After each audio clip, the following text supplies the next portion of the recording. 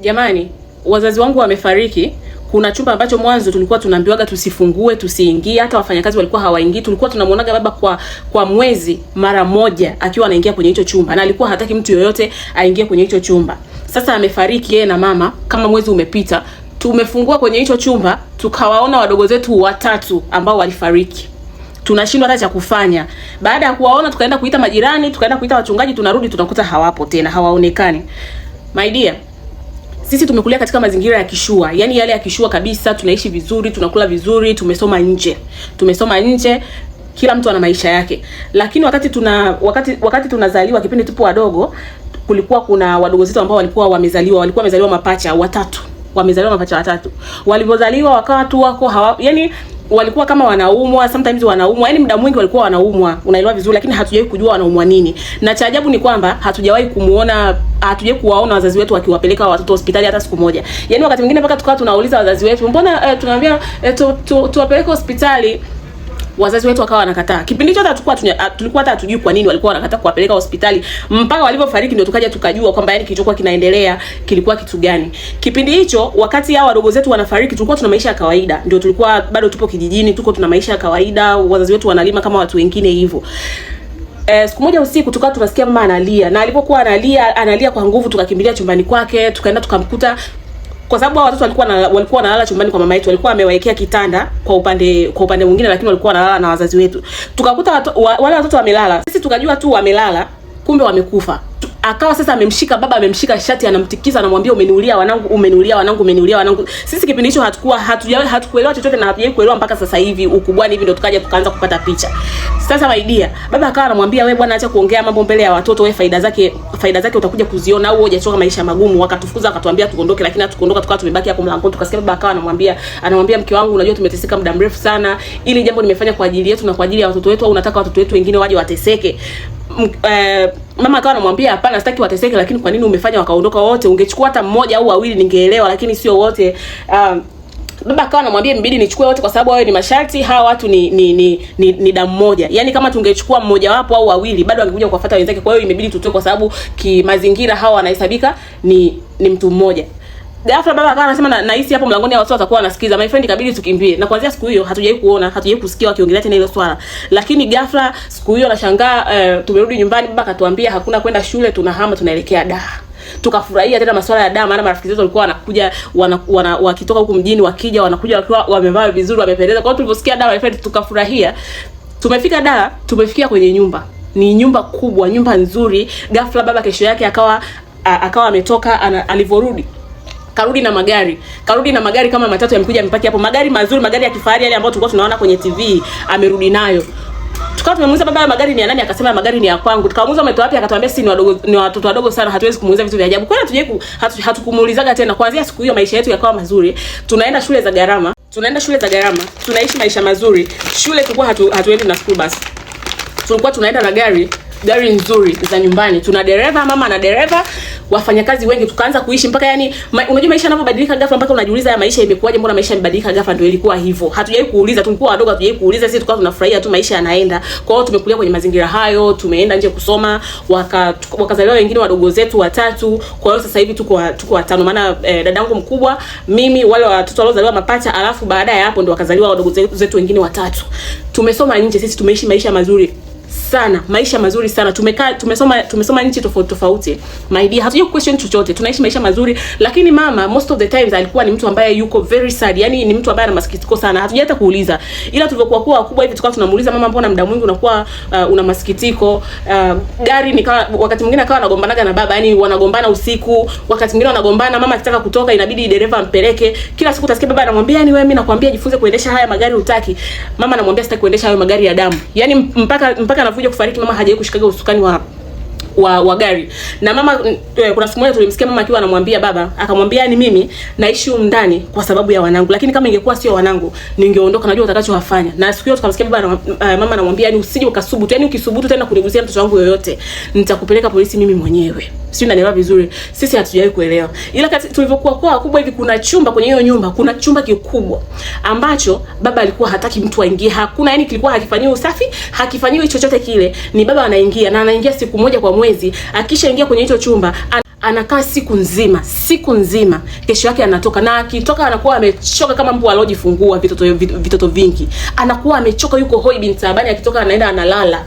Siku nyingine anakuwa yeye mwenyewe anaingia, na akitaka kuingia anawaambia wote muondoke, anawaambia ondokeni, mnaondoka, mnatoka nje, mkirudi mnamkuta yuko huko ndani. Baada ya muda anatoka na maji, anakuwa kama ameenda kudeki, unakuta maji yako huko mekundu nini hivyo. Sasa kuna kipindi ambacho baba alikuwa anakuja nyumbani na wanawake wasichana. Wakati huo, yani siku ambayo atakuja nyumbani na wasichana, msichana yoyote yule, basi ujue siku hiyo mama ataondoka. Anakuwa ameondoka kabla baba hajaja. Akifika anamtambulisha yule msichana, anamwambia hawa ndio watoto wangu, nimekuambia kwamba mama yao alishafariki, ndio maana mimi natafuta mke, mimi niko serious sana, natafuta mwanamke wa kuishi naye, natafuta mwanamke wa kuja kuwalelea watoto wangu, umewapenda. Na alikuwa anatupanga kabisa. Anatuambia nini, nikileta mgeni yoyote yule, sitaki muongee, sitaki mfanye nini. My friend, baba akishaenda kulala na hao wanawake ndani, huyo mwanamke akitoka asubuhi, tunamuona baba ametoka na mashuka yaliyotandikwa kwa kitandani, anatoka na hayo mashuka, anatuambia muondoke. Tukiondoka, tunajua tukishaambia watu tuondoke, tukawa tunaenda kuchungulia dirishani, anaingia na wale mashuka, sijui vitaulo nini alivyotumia, na huyo msichana anaingia kwenye kile chumba. Hatukuwahi kujua kwa nini, ila kadri tulivyokuwa tunaendelea kujua, kadri tunavyoendelea kukua, tukawa tunaelewa kwamba baba alikuwa anafanya vile kwa sababu alikuwa anatumia nyota za wale wasichana. Jamani, tamaa hizi, sio, unanielewa vizuri.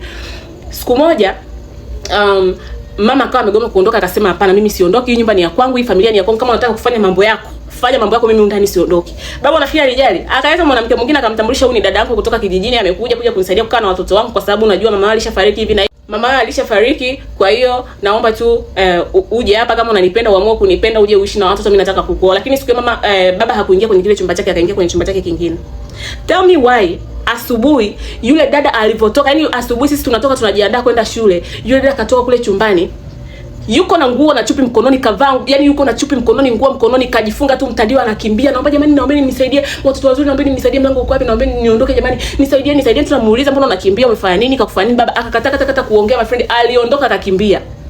Si unanielewa vizuri? Aliondoka akakimbia, hatukujua kimeishia, kimeendaje.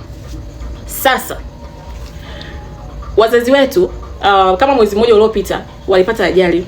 Baba na mama walipata ajali, wote wakafariki.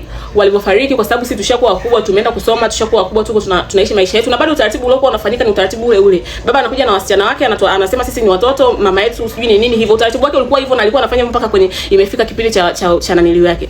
My dear, baada ya vikao kukalika, mirathi, kila kitu, nyumba tukakabidhiwa sisi, kila kitu tukakabidhiwa sisi, kwa sababu wote tayari tushafikisha miaka ya kurithi mali zetu. Kwa hiyo hakukuwa na interference yoyote ile. Kwanza na ndugu walikuwa wanaogopa kuhusu hizi mali, kwa sababu hiyo hawa watu kusema kwamba hizi mali ni za kafara, hizi mali ni za vifo, hizi mali za ni, watu wote walikuwa wanajua, ni kama familia nzima ilikuwa inajua. Kwa hiyo hakuna hata mtu aliyokuja kusema kwamba eti nataka hii nyumba, nataka ni, kwa sababu walikuwa wanasema hawataki kuendeleza mizimu, hawataki kulisha watoto wao mizimu. Baada ya msiba kukamilika, ndio tukasema tufanye usafi. Unajua inabidi tufanye usafi chumbani kwa mama, tu rearrange vitu, tufanye usafi, ndio tukaenda kufungua kile chumba. My friend, kwanza tulikuwa tunaogopa, ilibidi tukae sisi wote watano, tufungue ile mlango kwa pamoja, tuangalie, tujue kuna nini, na maombi juu, kwa sababu hata sisi hizo mambo za uchawi tulikuwa tunahisi kweli hizo mambo zipo. My friend, tumefungua mlango, tell me why, tukawaona wadogo zetu wale waliofariki wako vile vile, ni kama wamekuwa tu, lakini wameongezeka tu kidogo, yani wamekuwa kama wamedumaa, nywele ndefu, kucha ndefu, ni wachafu, wanadondoka udenda, wamekaa kwenye pembe hizi tatu za ukuta. Sijui unanielewa vizuri. Na kwenye pembe hii nyingine ya ukuta yupo yule dada, tulimkumbuka yule dada ambaye siku ile asubuhi ameondoka akiwa anakimbia, kaka hapo, wote wanadondoka udenda, hawaangalia wafanye chochote, wamekaa tu wanatushangaa. My friend, niambie mshtuko, tulishtuka, tulipiga nduru watu, kwa sababu bado watu walikuwa hapo msibani, wakaja wakatuliza ni nini imekuaje, tukaambia huko ndani kuna watu, tumewaona wadogo zetu, lakini watu wameenda kufungua mlango, hawaoni mtu yoyote. Wakawa wanatuliza, kwani mnaona kitu gani, mbona si hatuoni mtu yoyote? Kwani tumeenda tunanyata, tunaenda kuangalia, hakuna chochote. Kwanza chumba cheupe, hakuna hata vile vitu tulivyokuwa tunaona, si vitambaa, si vitunguri, si nini, hakuna kitu hata kimoja. Mpaka tukahisi labda wale ndugu zetu walienda wakafagia wakatoa vile vitu, kwa sababu haiwezekani. Tuliona ni hicho chumba kina commotion, kina vitu vingi, inakuwaje vile vitu vimepotea vyote? Tukaonekana si kama vichaa. Watu wakaenda wakasafisha nyumba yote tu, wakatusaidia hivyo.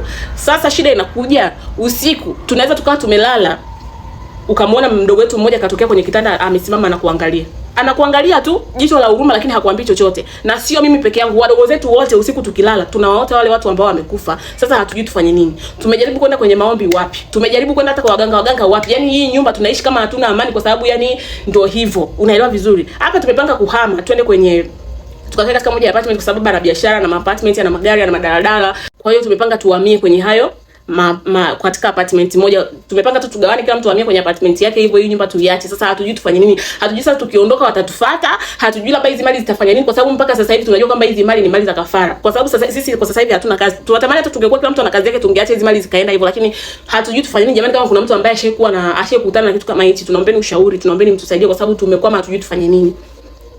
Jamani, ingekuwa ni mimi, hata kama sina mali, hata kama sina chochote, nina akiba changu benki, naenda kupanga chumba na sebule huko, na unaniambia nikae nyumba moja yenye mizimu. Kwanza hiyo mizimu mnajua itawarudia. Mnajua hiyo mizimu itafanya nini huko ndani? Mnajua nyenye ndio mmebaki kama ndio warithi wa hizo mali, ndio mmeshajiunganisha na hizo mali, mnazitaka hizo mali, mnakaa nazo. Baba yenu alikuwa anatoa kafara wasichana na watu, anawachukua wasichana na watu, anakuja akisha nao zile mbegu sijui shahawa zinazomwagikia pale kitandani, ndio anachukua naenda anawalisha mizimu yake huko. Ukute visichana vya watu hata vilikuwa vinachizika baada hapo, kwa sababu mlikuwa hamjui kinachoendelea kwenye maisha ya hao wasichana. Mtaanza kutoa kafara nyinyi. Mnajua vitu alivyokuwa anafanya, mnamjua mganga wake, mnajua nini, mnasema kwamba hizi mali tunataka. My friend, poleni, mimi sina cha kuwashauri, naomba ni mwashauri.